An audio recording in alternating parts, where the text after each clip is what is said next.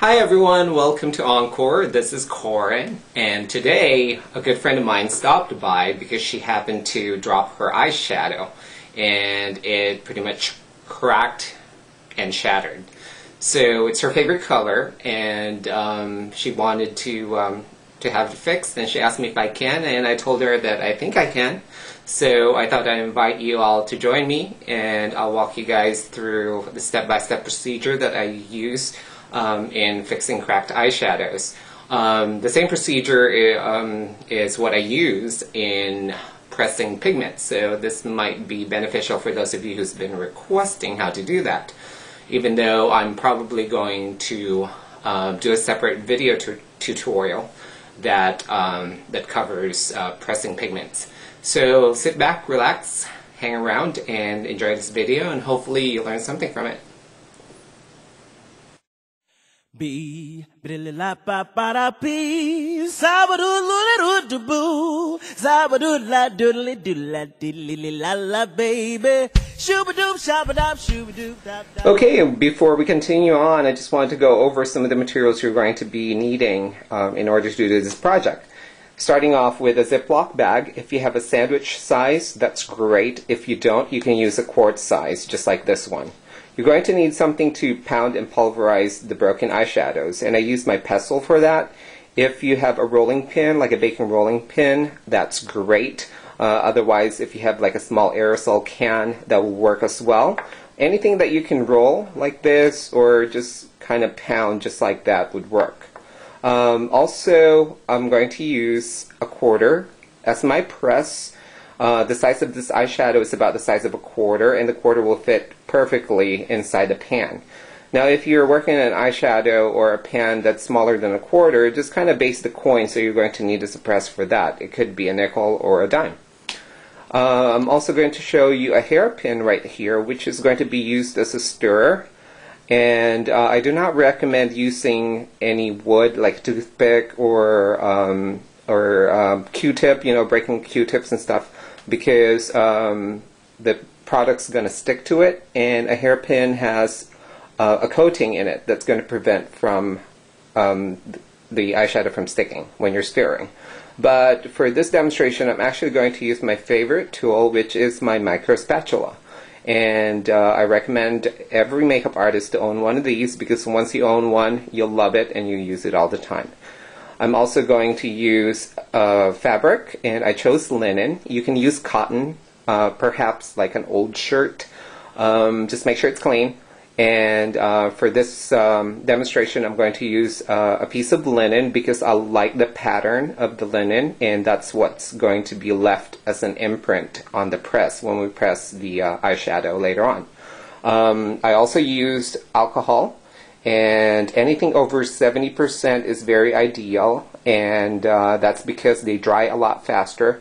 You can get alcohol at 70%, 91%, 98%, and 100%. So the higher the alcohol content is, the faster it's going to dry. And I'm also going to use a dropper bottle, so that will give me a really good measured drop for this project. So that's all that you're going to need to do this project. Okay, so the first thing we're going to do is we're going to start with our Ziploc bag. So open the Ziploc bag and kind of roll it so that you can get to almost like the bottom, and concentrating on at least one corner. So here's my corner right here, and I'm just kind of going to lay it out like that. And the next thing I'm going to do is I'm going to take the eyeshadow, the shattered eyeshadow, and I'm going to open it in the bag, so that way all the powders and all the pigments doesn't get all over the place, and it'll be messy if that happens. So try opening it right in the bag. And as you can see, it's in there, and if there's anything left inside, just go ahead and just scoop those out and get as much out as you can.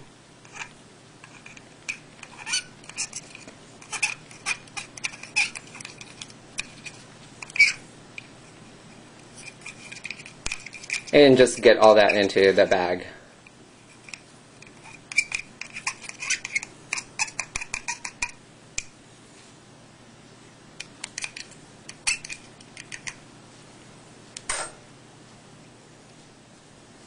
Okay, once you get all the colors and all the pigments in the bag, the eyeshadow, we're just going to unroll it and try to get all the colors concentrated in just that one bottom corner. Alright, so that way all the powders stay in there. And we're just going to lay it flat. Now with my pestle, or if you have a rolling pin, you can roll it just like this. And what we're going to do is we're just basically pulverizing the shattered eyeshadow so that they'll be a nice and fine powder once again. Just like that.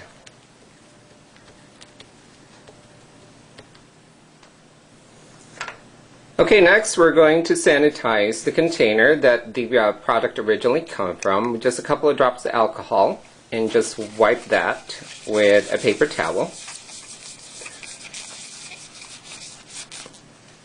And let it air out. Again, we used 91% alcohol, so it should dry faster than a 70% would.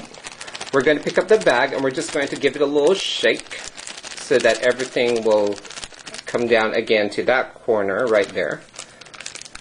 And check and make sure that the that the pan is ready to go. And what we're going to do, we're going to go back to our alcohol dropper and we're going to put 2 drops of alcohol right at the bottom of the pan.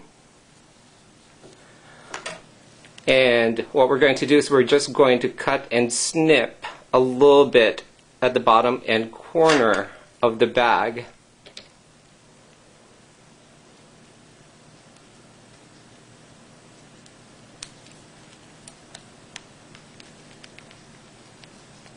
And so that way we can put the powder back into the pan without making a lot of mess.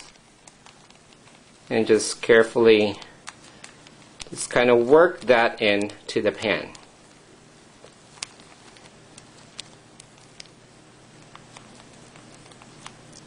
Okay, try to kind of get it to the top. And you're still going to be left with a little bit of product on the bag. So just kind of set that on the side for now. And we're just going to kind of even out the top here. And what we're going to do is we're just going to carefully just tap and pack the powder that's in the pan.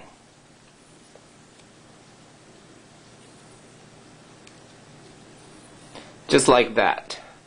I'm going to go back and put about 2 more drops of alcohol. And I'm just going to start mixing. So just keep mixing it and keep emulsifying it until you get almost that kind of like cakey consistency, but not watery. And again, I'm using my spatula, but like I said earlier, you can use a bobby pin for this.